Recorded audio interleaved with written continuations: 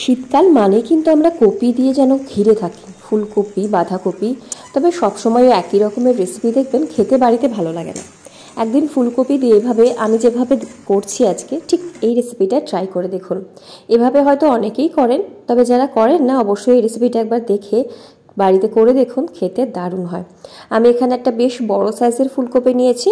সবার প্রথমে ফুলকপির ফুলগুলোকে কিন্তু আলাদা করে নেব এবং ফুলকপিগুলোকে বেশ ছোট ছোট করে টুকরো করে নিচ্ছি।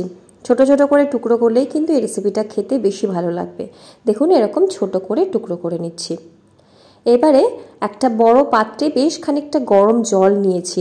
যেহেতু ছোট টুকরো তাই কিন্তু ভাপাবো না। এরকম গরম জলের মধ্যে 1 চামচ নুন ফেলে ফুলকপির টুকরোগুলোকে নিয়ে প্রায় 5 থেকে 7 মিনিট মতো ভিজিয়ে রাখবো।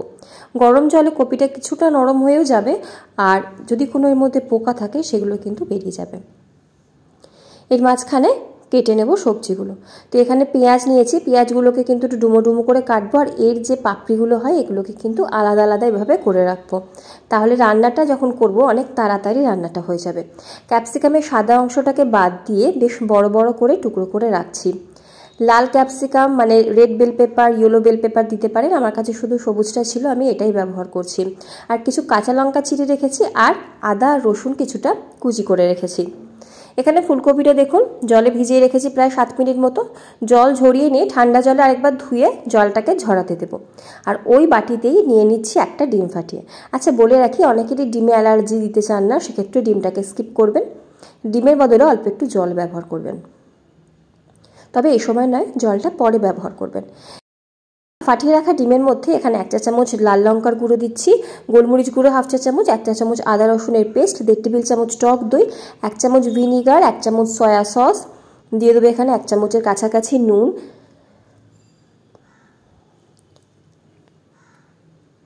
সমস্ত কিছুকে ভালো মতো প্রথমে মিক্স করে নেব। সব কিছু ভালো মতো মেশানো হয়ে গেলে এবারে যে ফুলকপিটা জল ঝরিয়ে রাখলাম সেই জল ঝরানো ফুলকপি দেবো। আমি বলে রাখি, ফুলকপির মধ্যে যেন খুব বেশি জল না থাকে। সেক্ষেত্রে কিন্তু যখন আমরা ফুলকপিটাকে কোট করব তখন আমাদের অনেক বেশি পরিমাণে কিন্তু কর্নফ্লাওয়ার বা শুকনো জিনিসের দরকার হবে, তাই ফুলকপিটাকে জল ঝরিয়ে রাখবো। মশলা দিয়ে ম্যারিনেট করে ফুলকপিটাকে 2 থেকে 3 মিনিট মতো এভাবে রেখে দেবো। আর হাতে জিন্দাবাদ, চামচ দিয়ে করতে গিয়ে হলো না, তো হাত দিয়ে ভালো মতো ফুলকপিটাকে মশলার সাথে মিশিয়ে নিচ্ছি। এভাবে 2 থেকে 3 মিনিট জাস্ট ছেড়ে দেবো, আর কিচ্ছু না। এবারে এর মধ্যে দিয়ে দিতে হবে শুকনো উপকরণ। আমি এখানে দিচ্ছি প্রথমে প্রায় উঁচু 3 টেবিল চামচের কাছাকাছি কর্নফ্লাওয়ার। কর্নফ্লাওয়ারের বদলে অ্যারারুট দিতে পারেন। ময়দাটাকে স্কিপ করে গেছি, ময়দা খাওয়া ভালো না, সব জায়গা থেকেই ময়দাটাকে স্কিপ করে বেসন দিচ্ছি এখানে। বেসনের বদলে আপনারা ইচ্ছা হলে ময়দা দিতে পারেন। আর 1 টেবিল চামচ চালের গুঁড়ো ব্যবহার করতে পারেন, তবে কর্নফ্লাওয়ারের পরিমাণটা বেশি দেবেন, এতে পাকোড়াগুলো মুচমুচে হবে। আর বাকি নুনটাকে আমাদের অ্যাডজাস্ট করে নিতে হবে। জাস্ট আমাদের দেখতে হবে ফুলকপিটা হালকা করে কোট হয়েছে কিনা। যদি মনে হয় কোট হয়নি, আর একটু কর্নফ্লাওয়ার ব্যবহার করবেন। বেসন কিন্তু এর থেকে বেশি আর ব্যবহার করবেন না।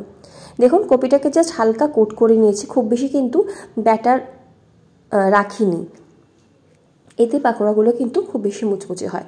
গ্যাসের ফ্লেমে বেশ কিছুটা সাদা তেল গরম করে নিয়েছি। গরম গরম তেলের মধ্যে একে একে এই ম্যারিনেট করে কোটিং করে রাখা কপিগুলোকে ছেড়ে দেবো। মিডিয়াম টু হাই ফ্লেমে আমাদের কপিগুলোকে লালচে করে ভেজে নিতে হবে। লো ফ্লেমে ভাজবো না, প্রচুর তেল টেনে নেয়। আর হাই ফ্লেমে ভাজলে পরে কপিগুলো কিন্তু সফট হবে না। তো দেখুন মিডিয়াম টু হাই ফ্লেমে বেশ লালচে করে ভেজে নিচ্ছি। এভাবে পাকোড়াগুলো করে দেখবেন, বেশ মুচমুচে হয়। মশলা দিয়ে কোটিং করা এই ফুলকপির পাকোড়াগুলো এমনিই খেতে দারুণ লাগে, ডাল ভাতেও কিন্তু দারুণ লাগে এই পাকোড়াগুলো খেতে। তো এগুলোকে তুলে নিয়ে একটু তেলটাকে ঝরানোর জন্য টিস্যু পেপারের মধ্যে চাইলে রেখে দিতে পারেন। তো বাকি কপিগুলো একই রকমভাবে ভেজে নেব। দেখেই বুঝতে পারছেন, এরকম করে ভাজবেন, ভেজে দেখবেন বেশ মুচমুচে হয়। বাকি কপিগুলো ভেজে নেব। যারা যারা ভিডিও দেখছেন, ভিডিওটা কেমন লাগছে অবশ্যই জানাবেন। ভালো লাগলে লাইক, কমেন্ট, শেয়ার, সাবস্ক্রাইব করে পাশে থাকবেন। আর খারাপ লাগলেও জানাবেন কেন খারাপ লাগছে, তাহলে আমিও নিজেকে ইমপ্রুভ করার কিন্তু সুযোগ পাবো। তো যাই হোক, কপিগুলো ভাজতে থাকি। আর কপিটা ভাজতে ভাজতে আমরা নেক্সট স্টেপের জন্য একটা প্রিপারেশন রেডি করে নিই। এখানে একটা সসের মিশ্রণ তৈরি করব।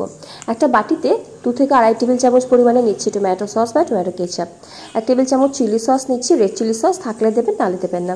1 চামচ ভিনিগার, 1 চামচ সয়া সস, 1/2 চা চামচের কাছাকাছি দিচ্ছি এখানে গোলমরিচের গুঁড়ো, আর 1 চামচ দিচ্ছি কর্নফ্লাওয়ার বা অ্যারারুট। 1/2 কাপ মতো জল দিয়ে ভালো মতো সমস্ত কিছুকে মিক্স করে রেখে দেবো। ভালো মতো আর কি মিশিয়ে নেবো সব কিছুকে। যেহেতু অনেক রকমের সস দিচ্ছি, তো এর মধ্যে 2 চিমটি মতো চিনি দিচ্ছি, টেস্টটা ব্যালেন্স হবে। এদিকে পাকোড়াগুলো সব ভাজা হয়ে গেছে। এক্সট্রা তেল থাকলে সাইডে রেখে দেবেন। কড়াইতে 1 টেবিল চামচ তেল রেখেছি। গরম গরম তেলের মধ্যে দিয়ে দেবো এখানে 1 টেবিল চামচ আদা আর রসুনের কুচি। 30 সেকেন্ড মতো আদা রসুনের কুচিটাকে ভেজে নিয়ে দিয়ে দেবো পেঁয়াজ, ক্যাপসিকাম আর কাঁচা লঙ্কা। কাঁচা লঙ্কাটা আমি চিড়ে ব্যবহার করছি। খুব বেশি ঝাল যদি আপনারা খান কুচি ব্যবহার করতে পারেন, পরিমাণ আর একটু বেশি ব্যবহার করতে পারেন। 1 মিনিট মতো হাই ফ্লেমে ফ্রাই করে নেব। যখন পেঁয়াজ ক্যাপসিকামটা ক্রাঞ্চি থাকবে তখন সসের মিশ্রণটা দেব। দেওয়ার আগে একবার একটু বাটিতে চামচটা দিয়ে নাড়াচাড়া করে নেবেন। কর্নফ্লাওয়ারটা নিচের দিকে থিতিয়ে থাকে। 1 মিনিট ফুটলেই দেখবেন সসটা কিন্তু ভালো মতো রেডি হয়ে গেছে। এখানে দেখুন সসের মিশ্রণ একদম রেডি। এই সময় একবার নুনের টেস্টটা করে নেবেন আর ঝালের টেস্টটা করে নেবেন। যদি মনে হয় এই সময়ে অ্যাডজাস্ট করে নেবেন। তো এবারে এখানে ভেজে রাখা পাকোড়াগুলো দিয়ে দিচ্ছি আর জাস্ট হাই ফ্লেমে রেখে 1 মিনিটে সমস্ত কিছুকে মিশিয়ে নিতে হবে। গ্যাসের ফ্লেমটা লো রাখার কোনো দরকার নেই। আমি ড্রাই চিলি গোবি করছি। যদি মনে হয় আপনারা গ্রেভি করবেন সেক্ষেত্রে এখানে কিন্তু 1.5 কাপ মতো জলের ব্যবহার করবেন। যখন কর্নফ্লাওয়ারের মিশ্রণটা দিলাম তখনই একেবারে জল দিয়ে ফুটিয়ে গ্রেভিটাকে তৈরি করে নেবেন। হাই ফ্লেমে সসের সাথে ভালো মতো পাকোড়াগুলো মিক্স করে নিলেই তৈরি হয়ে গেল আমাদের ড্রাই চিলি গোবি। রেস্টুরেন্টে অনেকবার খেয়েছেন, বাড়িতেও করে খেয়েছেন অনেকবার নিশ্চয়ই এভাবে। আমার পদ্ধতিতে একদিন করে দেখুন, কেমন লাগছে জানান। এবারে এটাকে নামিয়ে নেব। রুটি বলুন, ফ্রাইড রাইস বলুন বা নর্মাল বাড়িতে তৈরি হাতে গড়া পরোটা, যে কোনো কিছুর সাথে কিন্তু খেতে দারুণ লাগে। তো ওপর থেকে যদি স্প্রিং অনিয়ন থাকে অল্প একটুখানি কুচি ছড়িয়ে দেবেন। আমার কাছে একদম অল্প একখানা ছোট্ট ছিল, সেটাই ছড়িয়ে দিলাম। আর এবারে কিন্তু গরম গরম সার্ভ করব। আমি সার্ভ করেছিলাম রুটির সাথেই। তো আজকের ভিডিওটা এই অবধি। দেখা হচ্ছে পরের ভিডিওতে। আচ্ছা হ্যাঁ, এভাবে একবার করে দেখবেন। ফুলকপি যে পাকোড়াগুলো এত জুসি হয়, খেতে দারুণ হয়, জাস্ট মাউথ মেল্টিং হয়। বেশ বাইরে থেকে ক্রিস্পি থাকে, ভেতরটা সফট থাকে। দেখে আশা করি বুঝতে পারছেন। তো আজকে শেষ করছি এখানেই। দেখা হচ্ছে পরের ভিডিওতে। সকলে ভালো থাকুন, সুস্থ থাকুন, হাসি খুশি থাকুন। ধন্যবাদ।